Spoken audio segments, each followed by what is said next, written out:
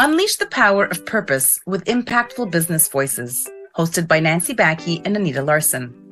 Each week, you'll be inspired by stories from companies that are making a real difference in the world, and you'll learn practical tips on how to grow your business with an impact. Hello and welcome to our podcast, our weekly podcast, Impactful Business Voices. We are excited to have you. And if this is your first time joining us, every week we feature a business owner who makes an impact in the world, whether that's an impact on their community, impact in their customers' lives, but they have a passion for it and they are set out to make an impact. And our hope is that this inspires other business owners to go out and make the same impact. Or if you have a passion you want to share and you're not sure how to go about it, hopefully this is a gateway to that as well. So we are your hosts. I'm Anita Larsen. And I'm Nancy Baki. So very nice to see you guys. We are super thrilled to have a special guest with us today, Dyna Vink. She is the founder of Holistic Nutrition Lifestyles. If you have not seen or met Dyna, I am looking forward for you guys to meet her. With over a decade of experience, she has been educating women to find the relief of perimenopause, symptoms that, us women, we have over the age of 40. She uses a holistic plant-based approach that I believe, again, every woman needs to know about. So she inspires and supports women, and she really makes a huge impact on women's lives on their journey to embrace a balanced and sustainable approach to women's health. So let's give a warm welcome to Dyna.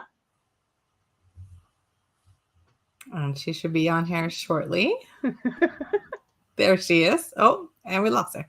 Let's try again. There. Oh, technical difficulties. There we are. There we go. Welcome, Dyna. Sorry about that. To be invited here. That's a real honor for me. We're so excited to have you, and I'm excited to learn more about this. I mean, I think this is relevant to both Nancy and I, and a lot of women listening as well. So what I heard from what you do is that you're known as the perimenopause expert. Now, there's a lot of women out there, including me, that have no idea what perimenopause is. So can you explain what that is? Sure. Yeah. So, a lot of us have heard of menopause and then wonder what the heck is perimenopause. Right.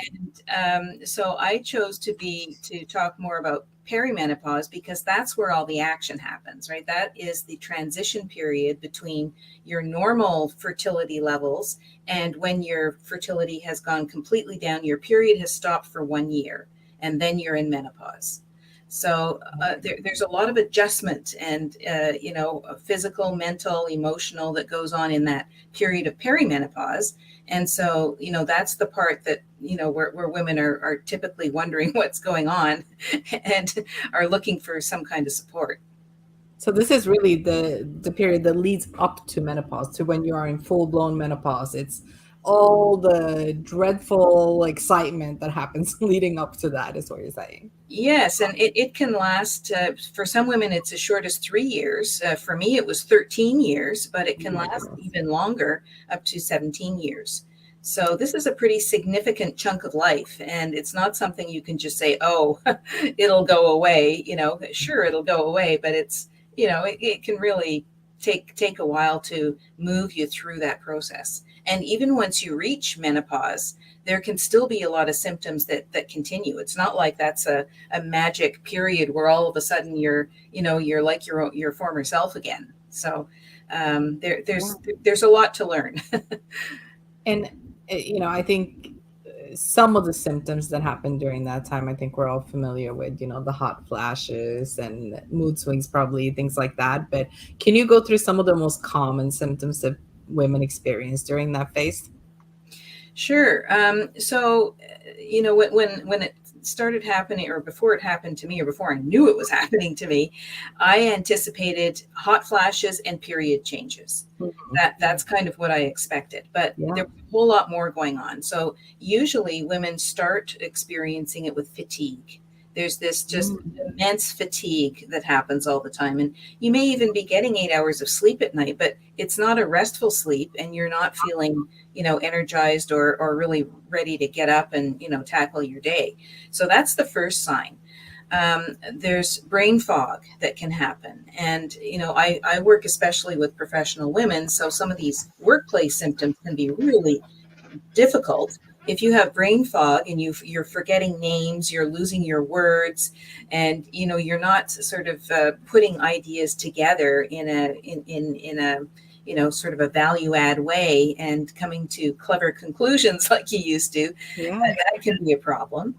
The hot flashes can be quite annoying during presentations and whatnot. That can really detract from them. And of course, there's the night sweat version of that, which interrupts your sleep. There can be some changes in your digestion so that you don't feel good eating the same kinds of foods that you used to eat. There can be a lot of joint pain, muscle pain that happens, which means that you're not likely to do as much activity as before just because it hurts and you're tired. There can be other crazy things like anxiety that step in, and irritability. And so for me, irritability was a real big thing, where suddenly I, just be snapping at my team and my colleagues and wondering how they could be so idiotic to think something like that. Whereas, really there was nothing amiss. It was just me being irritable and not having a history of being irritable. It was a real change for me. There can be some other things like pelvic floor issues that can be challenging. So this may mean that you have the 3 o'clock wake up to go pee. It can mean that you can only go for an hour without going to the bathroom, even though there's not very much that comes. It can mean that you leak. So these are all very unpleasant things that suddenly happen, and they can kind of hold women hostage, with that kind of thing. If you have to map out your bathroom stops throughout your day, that can really hinder a lot of activity and a lot of normal, enjoyment of life. So there are quite a few. There are over 30 of these symptoms that can women can experience in greater or lesser degree. You know what kind of strikes me with that is all these symptoms that you're listing, they're all symptoms the majority of us also experience during pregnancy. And during pregnancy, it's completely excused because people know you're pregnant, they see you're pregnant, and they celebrate that. But I think, as you're going into menopause or going through perimenopause, people aren't aware of that, and that's not a consideration. So that kind of struck me because I remember, when one of my coworkers in the past, when I worked in the corporate world, she was pregnant. I know we all struggled with some of these things she was going through, which are so many of the symptoms you just listed.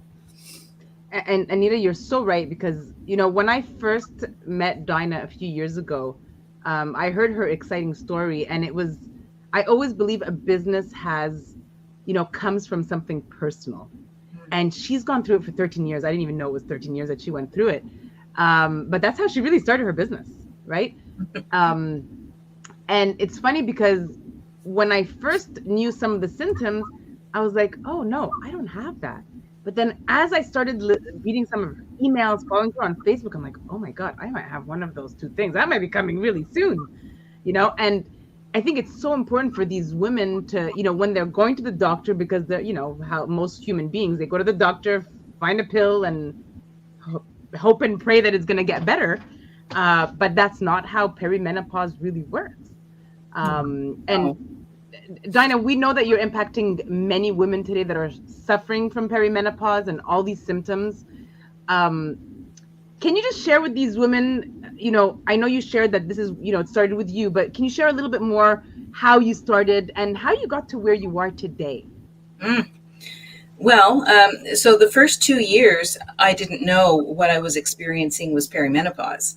I was a director of marketing in a high-tech headquarters facility. I had a team of people and, worked with lots of people, lots of men, of course.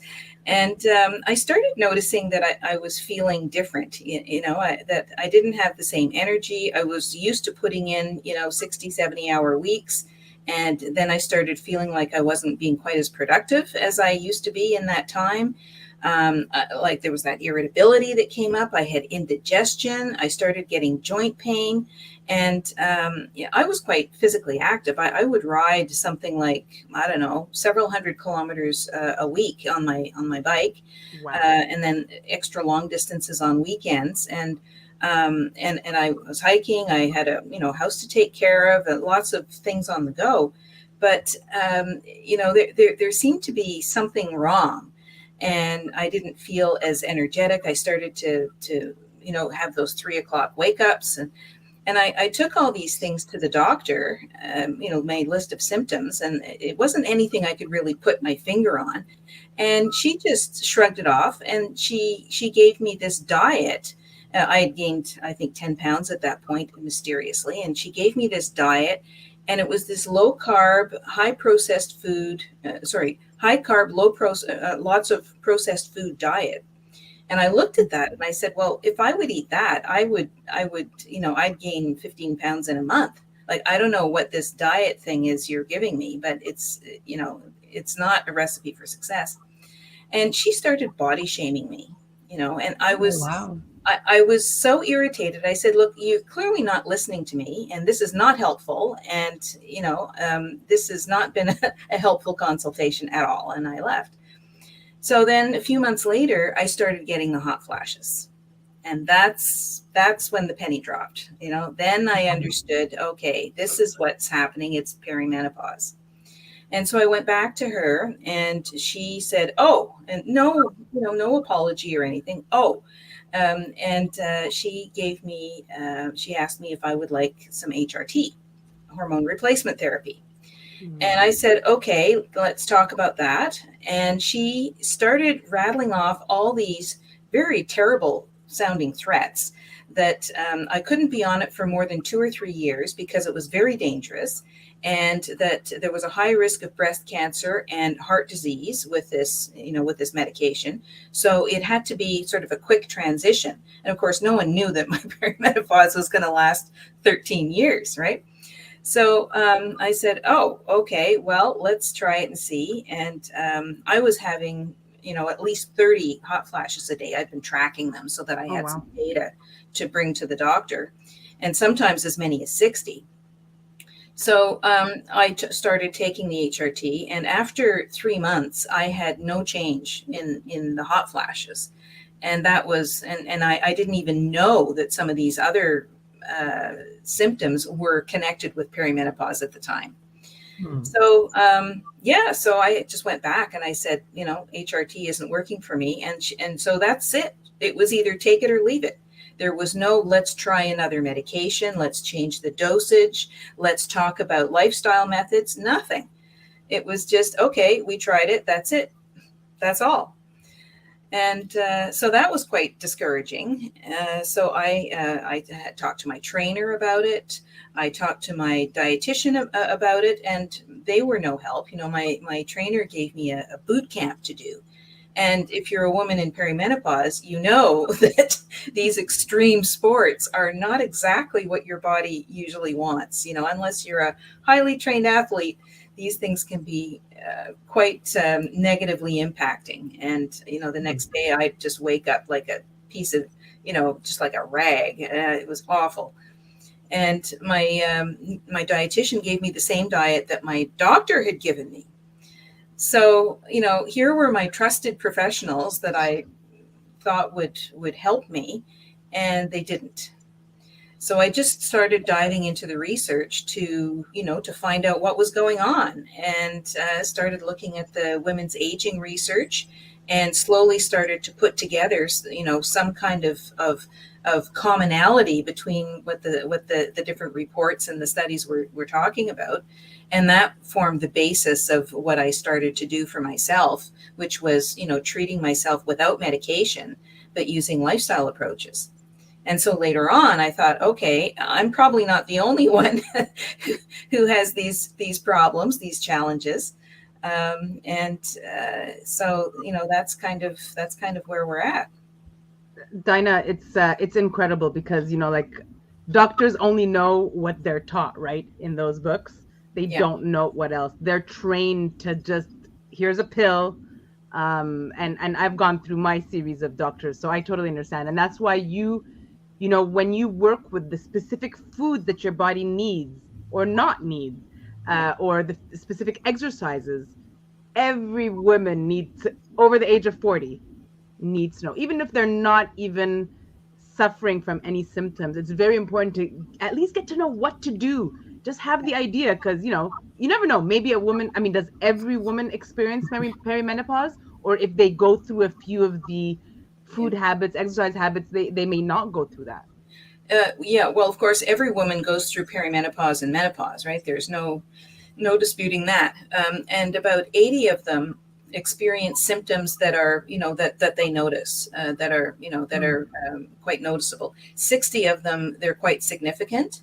And then about 25% is really radical. So there's, there's of course a continuum.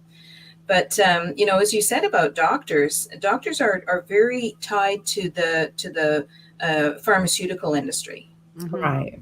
And, for a lot of women I work with, they tell their doctor about their symptoms, and the doctor hears sleep problems. Okay, so then they start writing a prescription for sleep.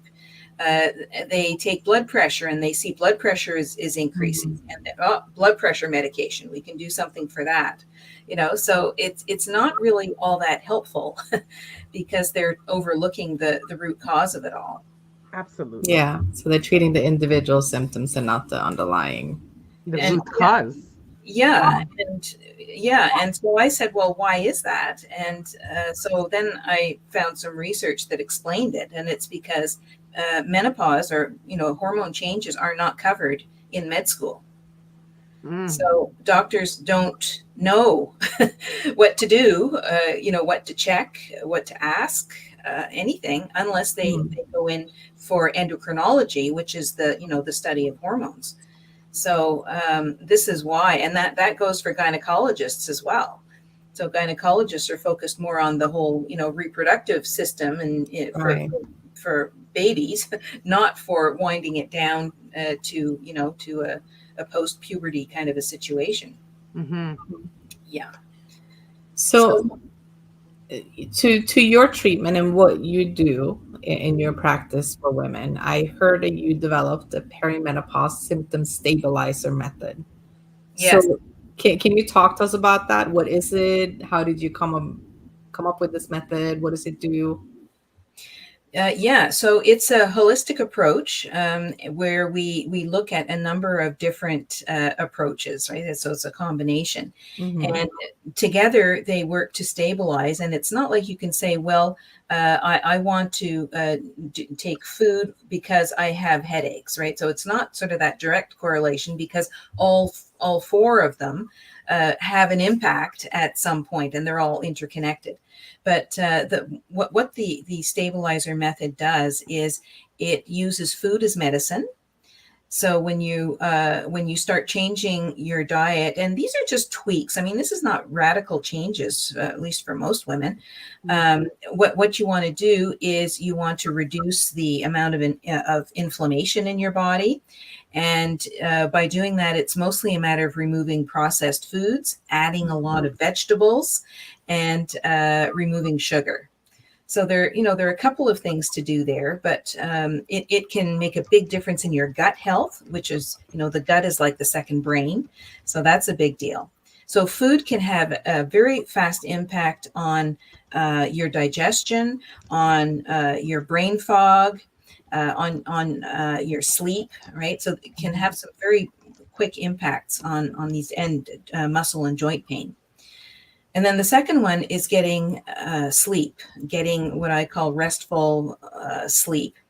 And this could be a real challenging one for women. And so there's some, a lot of tips that we talk about how to time your eating, and, to have regular bedtimes, regular wake up times, and then a whole bunch of other, things that you can do to improve your sleep. And we even have a sleep challenge that we walk through. Then the third one is hormone appropriate movement. So when you're in perimenopause, there are kind of two sorts of movements that you want to be working on. One is resistance training, so strength training, and that is to counteract osteoporosis, which is an important thing to, to try and prevent. And then also aerobic exercise. So there, a number of things like Pilates, like yoga, like walking, that are super helpful. And then, of course, a whole bunch of other things that women have often left behind, like if they were canoers or cyclists or whatever, right? Then they can pick up some of those things again. And then the fourth thing, which is sort of like the cherry on top, is the positive mindset.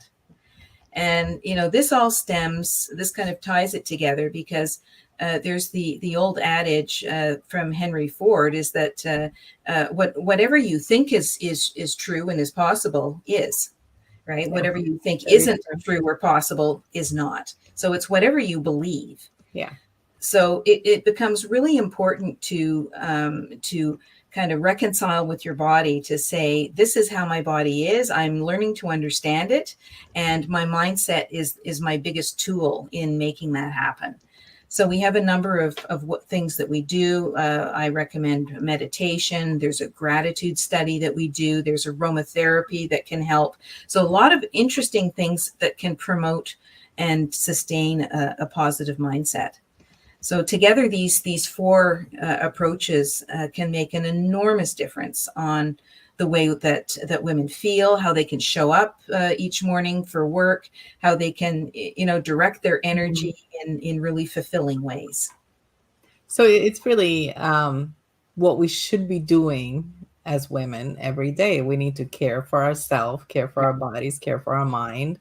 Yeah. And maybe if we start doing it sooner, then we won't go into perimenopause with the drastic symptoms. Potentially. Yes. Do you think? That can be really important. And I think you hit the nail on the head, is that women are often not that good at self-care. Women tend to be caring for other people. Mm-hmm. And this is the time when women need to really focus on their own health. And because there are some serious consequences, by ignoring these things, it can mean that the difference between an active rest of your life and a very sedentary, parked in a rocking chair kind of a rest of your life. Not being able to care for others if you don't care for yourself, right? Yeah, or even themselves in many cases. So it's quite a radical thing. And it's also something that can be wonderfully done with a partner. It's not like it's just for women. It's just that in this transition stage, women are affected much more greatly by things like food additives and inflammation internally, and sleep, and all these other things can make a much bigger difference to them. Yeah, and I think it's really important as well. Like women in the workplace. There's so many women that are, just like you, right? You were surrounded with men when it happened. Other than all these things that you've given, because you've given us some great pointers out here, what can be done to support these women during this transition? Well, that's a great question. First of all, it's something that we don't talk about. I mean, we don't talk about it in work, even out of work. This is still largely a taboo topic. I don't know why. There's a lot of focus placed on puberty. And of course, the whole, baby business, a lot of focus there. But this other thing where you step out of your fertility period is really not talked about. So starting to have those conversations in workplaces is really important. And it probably starts with a supervisor, maybe with the HR director, that kind of thing. But it does need to extend further than that. And in fact, I've developed an offer for companies where I help them introduce a menopause policy. And often this takes advantage of a lot of things that are already in place, but it hasn't been, fashioned around this business of transitioning into menopause. And companies are losing their most experienced staff. So there are as many as 20% of women in that midlife category that leave work because of debilitating symptoms. So, the business case builds very quickly when you think of the kinds of supports that you can offer. So, a policy might have something like providing some flexibility in where a woman sits in order to regulate heat. So not underneath a heat register, maybe there's a fan, maybe there's an air conditioning control switch somewhere nearby that she can take advantage of.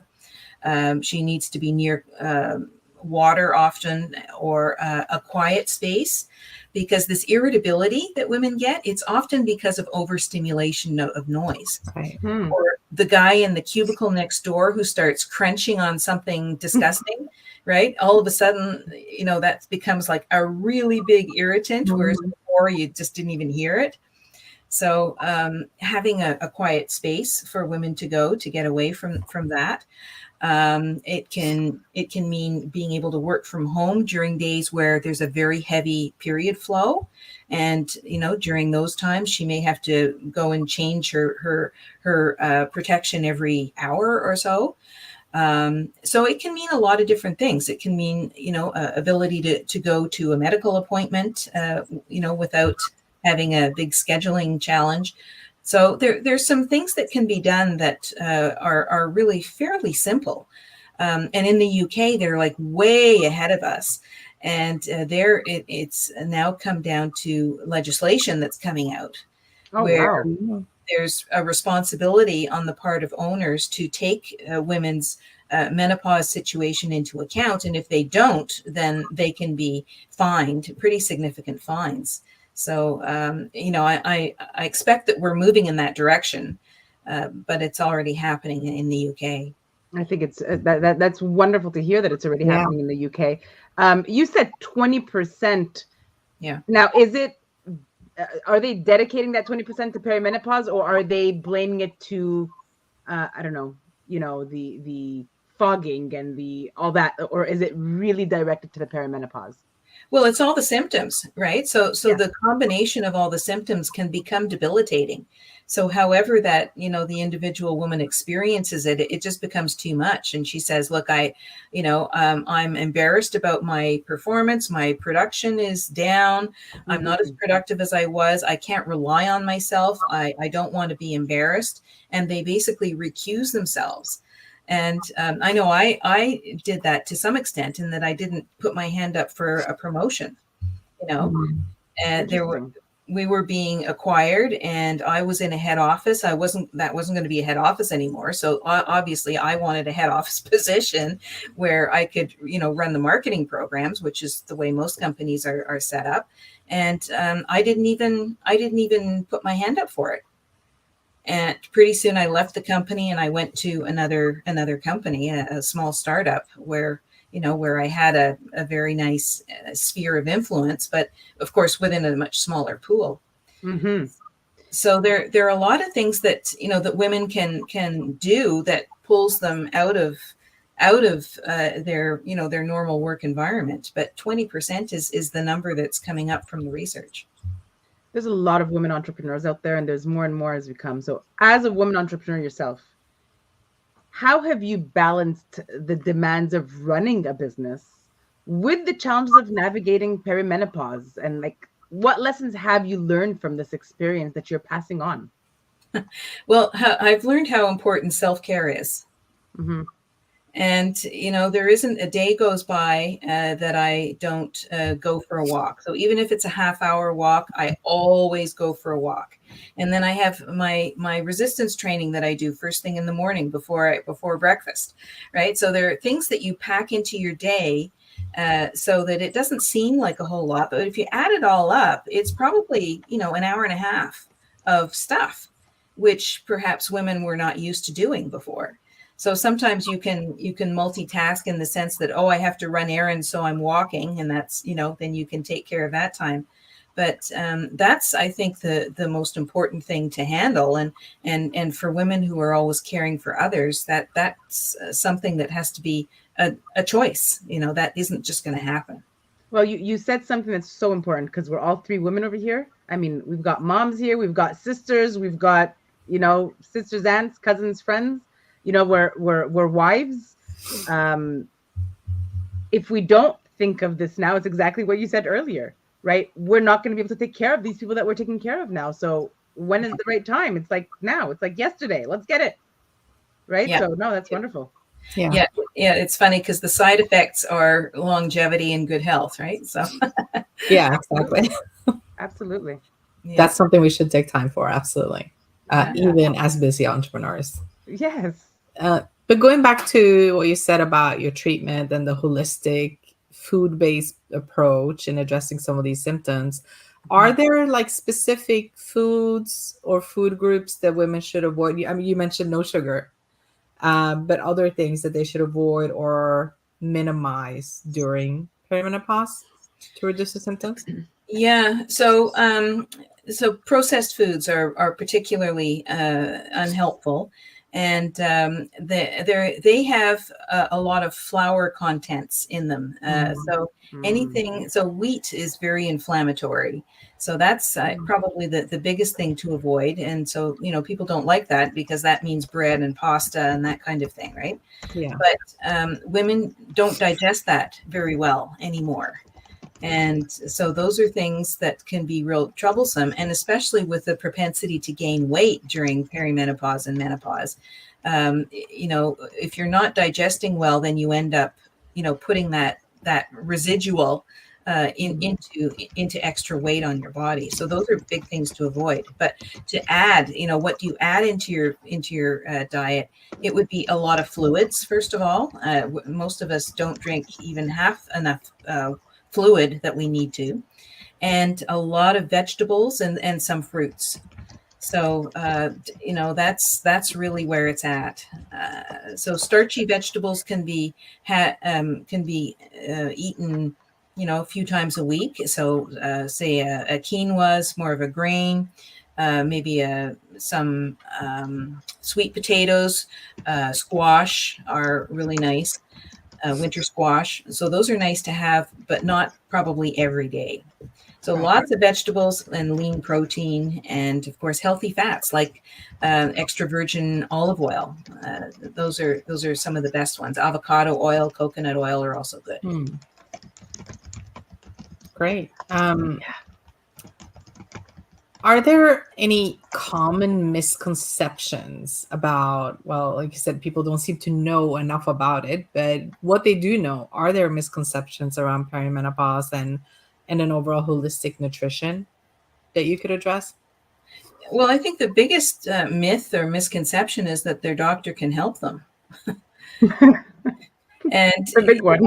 Yeah, and that's unfortunately not the case. So there are some doctors that have, taken the extra step in order to become knowledgeable about this, but there aren't very many of them. And there's a list at the foundation, the Canadian Foundation of Menopause has a list of them. But I think the list is something like 60 doctors across the country. So it's not not many. No. So I hope that changes. But otherwise, the biggest misconception is simply that perimenopause isn't a big deal. And for a lot of women, it really is. It can just knock them back. And I know certainly I led a very active life. And suddenly with all these things coming at me, I just thought, well, what's going on? I can't imagine living the second half of my life this way. This would be awful. Yeah. And so I think that women don't realize the impact of it. And ignorance can be bliss. I think having a more informed approach is a lot healthier, and certainly from an overall health standpoint is something I would highly recommend.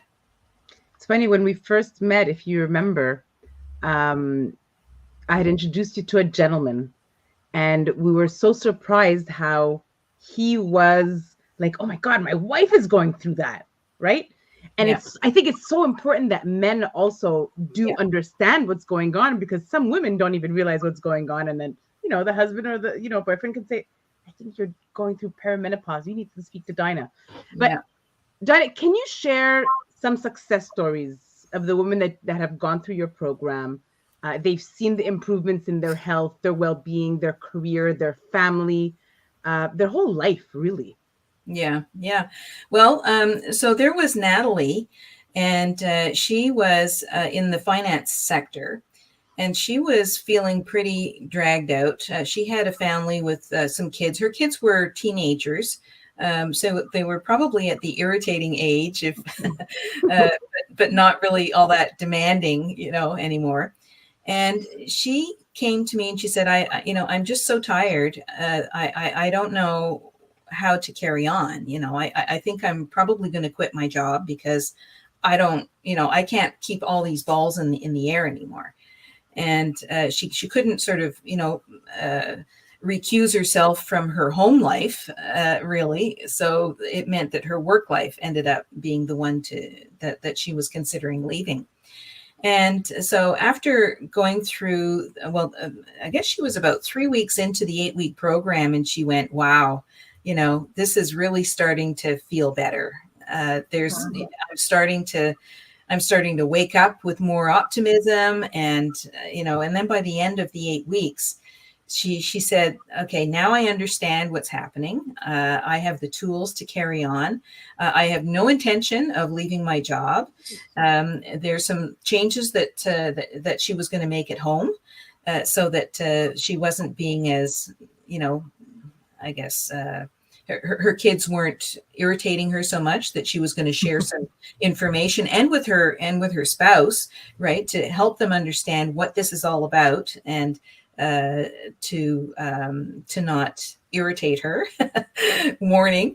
And that went really well. So, Natalie is exactly the example. Like, she wasn't, I contacted her several weeks later, and she said that she was carrying on with the program, and she was so glad that she had taken it. So she was continuing to feel better and to take on new, I guess I'd call them passion projects, things that she would never have thought of even doing before. So she's a wonderful example of what can happen to your whole life outlook if you're not dealing with the burdens of what these challenging symptoms can lay on you. You said something that was really important, Dyna. It's sharing it with your family. Yeah. If they don't know it, they're not going to understand why you're going through that. Mm-hmm. Yeah. Right. So it's so important, whatever it is, whether it has to do with the energy or whether it has to do with the food change or whatever it is, they need to know. Yeah. No, it's funny as we're talking about this, I'm like remembering again back to when I was in the corporate world, and I'm like, oh, I remember, this sweet lady that I used to work with, and she was going through perimenopause, and all of a sudden she would snap at people. We were like, what is going on? She never talks like that to anybody, and she would have the hot flashes, and it's like we see it in the workplace, but nobody really has conversations around it, like you said. So it's it is important. Yeah, absolutely. I want to ask you too, since now, you've gone through this for 13 years, which is crazy, and I feel for you. And then you took all that and you turned it into your passion and decided, okay, I'm going to go help other women. And I'm sure you had quite the journey getting to where you are now. So throughout all of this, what has surprised you the most in the process, whether it's with the impact you've made or the struggles of becoming your own entrepreneur? What has surprised you the most throughout your journey? Well, it's kind of the two sides of the same coin, and on one hand, it's how women can take this information on board and run with it and have such a life-changing impact, right? So that to me was gratifying and a bit surprising. But the reverse is also true. And those are women who are struggling terribly, but are somehow reluctant to take ownership of their healf. Right. And part of this is because they think, oh, I'm so busy taking care of other people. Sometimes it's simply, a lifelong habit of not taking good care of themselves, and not thinking they're worth it or something. So it's kind of, both sides of that coin, I think, is what really had an impact on me. Love it. I love it. Yeah. I love it. Listen, you've given us so much advice for women, and men. I'll always just add that again. You know, for women that are not just beginning, but for those that are really experiencing, whether it's 1 year, 5 years, and they're still stuck and they don't have, you know, they don't have the what do I do next other than taking that pill that the doctor gives me, or quitting my job, or quitting my family because I got to be in bed 7 days a week, right? Yeah. Any other suggestion that you can pass them? You know, how can they start taking control of their health and wellness? I mean, you've given us again a lot of tips. Any other tips that you'd like to add in? Well, there are a couple, yeah. So there's the HRT example. So, you know, they've changed HRT quite a bit. And back when I took it, they were still giving synthetic HRT, which is not recommended. But the best HRT can be life-changing for women. It doesn't solve all the problems, but it does take a couple of serious ones away. It can mitigate hot flashes and improve sleep. So, you know, that's a big deal. But these tend to be the body identical ones, which are the patches that you put on. And I've it's heard easy, about those. Yeah. easy to adjust the dose of both estrogen and progesterone, and they can even be had in testosterone as well. So those, I'd say, would be, you know, a good solution for women. They can stave off heart disease with them, stave off osteoporosis and dementia. So if they work for women, these can be a long-term solution over decades, right? And the, you know, the research comes in very supportive of them, but they're not for everyone, and a lot of doctors are not very well equipped to help with it, right? So this is kind of a, you know, a point of friction. So other tips, I offer a free perimenopause assessment call. If women want to call and have that free call with me, they can do that. They just go to my website, holisticnutritionlifestyle.com, and there's a button there where they can book. Or if the women say, you know, I want to talk to you more, I've heard a lot of what you talked about, it sounds like what I've got, and I want to talk to you some more about this, then I'm happy to have a call about that. And so that's, you know, those are, I think, some of the things that women can take away from this. Yeah, no, sorry, there's another one. I have a Facebook group. Oh, yes. Yes, Perimenopause Relief. So that's a free Facebook group that women can join. Yeah, and this is wonderful. I mean, I could personally stay here for hours to talk to you. Every single woman that I've referred to, Dyna, and I don't say this just because we're recording, has come back to me and said, wow. Because, you know, at the end, it's from your heart. You have gone through this yourself. It's not like you read a book and you've gone through it for 13 plus years. So I really love that. Anita, do you have any last minute things before we No, set I think this has been so informative as well. Yeah. You know, I'm kind of at that stage in my life. So this is just you know, education and information for me that I need to dive into. So I'm taking it in, and we'll start applying it. Yes. Dyna, thank you for joining us today. We're going to put you backstage, and we're going to come back and join you in a minute. And My pleasure. Thank you. It's been wonderful. Nancy, I definitely got some takeaways from this. This was great information. And I think for me, I think the key is some of the symptoms that were mentioned, I think, are definitely symptoms that we don't think about. You know, especially what stood out to me, because I have seen this in the workplace, is the brain fog, the irritability. You know, those are things that you don't necessarily attach to perimenopause. Yep. And to be aware of that in a workplace, knowing why people behave the way they do, is so important. Yep. Even the energy, I think, is so important as well. Yes, 100%. It's a huge one. That's definitely one as well. And to be able to have open conversations about that in the workplace. And, you know, this could be like a whole other podcast topic, but for sure. You know, just the whole underlying issue there, or why it's not being discussed in the workplace, and, you know, women getting older and in the workplace overall, that's a whole different topic. And I think it is, I'm glad that the UK is leading with being an example here and role Oh, model. yes.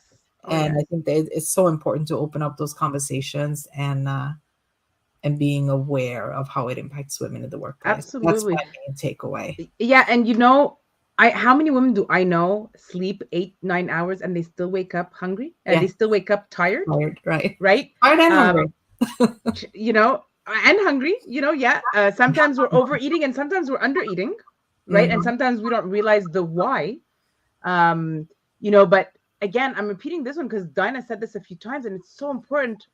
Moms, wives, you know, Mhm. we are so busy because we always think about everybody else before we think of us.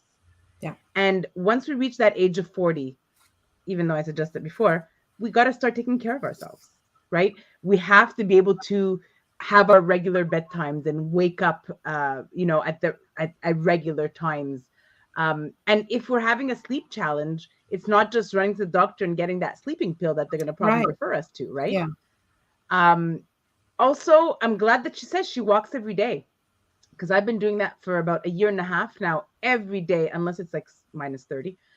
You know, it's such an incredible difference, even if it's just 15 minutes, right? And she was talking about doing some resistant training just to move your body a little bit. And that's just going to help us, you know, prevent that osteoporosis, like she was saying, and go and do some Pilates or, you know, yoga or some type of aerobic exercises like that.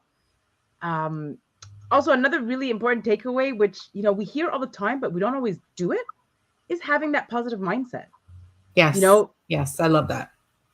it is so important. And that's not for women, that's for everybody. You know, whatever you think is true, it is. And whatever is not, whatever you don't believe is true, it's not. It's whatever you're actually believing in. So that's also something that we all have to work on. Mhm. And we need to understand our body and mindset. We need to understand, like, why is this going on? Why is this going on, right? So Yeah. it's very, very important. I mean, that was some great stuff. And the last takeaway, but I mean, there's so many, is the food that we eat.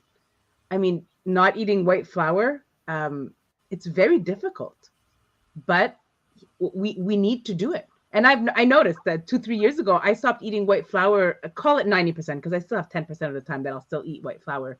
But it's very important to eat a little bit more, you know, wheat or things that'll just replace it. There's quinoa, there's, you know, the brown rice instead of the white rice. There's so many different things, but the addition of fluids, fruits and vegetables, and the right vegetables, because there's certain vegetables, like she was saying, you know, we don't want to eat that every single day, like the sweet potato and the winter squash and the quinoa and things like that. And just, you know, eating well. I think at the end, eating well, thinking well, understanding your body. These are all things that we have to remember to do every day as women. Yeah. And just talk about it. Talk Yep. to your friends, your family, your workplace. Yep. Yeah, this has been great. So thanks to everyone for listening in, and I hope it helped a lot of you as well. And like we mentioned, please go to Dyna's website, holisticnutritionlifestyle.com, and get a call for a free symptoms assessment. Yeah. So guys, make sure that you keep in touch with Anita and myself to learn what else is going on, with opportunities, additional information that you're going to come and learn from us. We're here every single week on Tuesdays, 11 a.m. Eastern, 8 a.m. Pacific. Yep, Thank you for come back. listening to Impactful Business Voices. Subscribe now and don't miss an episode.